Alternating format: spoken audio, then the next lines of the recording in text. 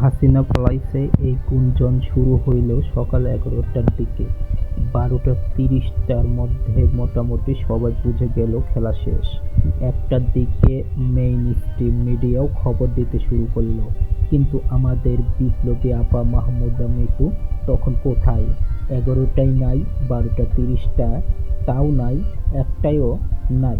উনি আবির্ভূত হইলেন ২টার পরে, যখন হাসিনা পালানোর ভিডিও অলরেডি ভাইরাল। তারপর কি করলেন? শাহবাগে গিয়ে টুক করে ৩টা ছবি তুললেন, ব্যাস বিপ্লব সম্পন্ন। এই ৩টা ছবির বাইরে উনার শাহবাগে থাকার আর কোনো প্রমাণই নাই।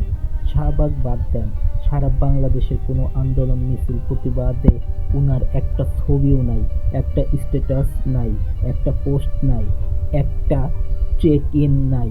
এমনকি আজকে কিছু একটা হইতেছে, টাইম রহস্যময়, সেটারও নাই। কিন্তু এখন উনি সংসদে দাঁড়াইয়া বুক ফুলাইয়া বলেন, আমরা শাহবাগ থেকে এসেছি। শুনলেই সেই পুরান দিনের কথা মনে পড়ে, যেভাবে কিছু লোক শাহবাগকে ট্রাম্পোলিন বানাইয়া সংসদে লাফ দিছিল। ঠিক সেই স্টাইল। আন্দোলন কম, ক্যারিয়ার বিল্ডিং বেশি।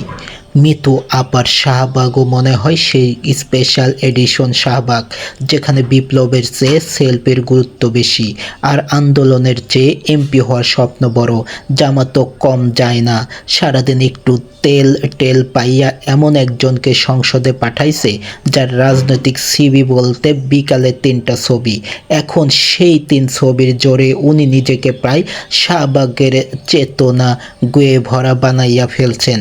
বাংলাদেশের কপালও দেখে পুরাই ওয়াইফাই সিগন্যালের মতো, যখন দরকার তখনই দুর্বল। না হইলে বিকালে ৩টা ছবির উপর ভর করে কেউ নিজেকে ফুল টাইম বিপ্লবী হিসাবে চালাইতে পারে? প্রশ্ন এখন আমজনতার।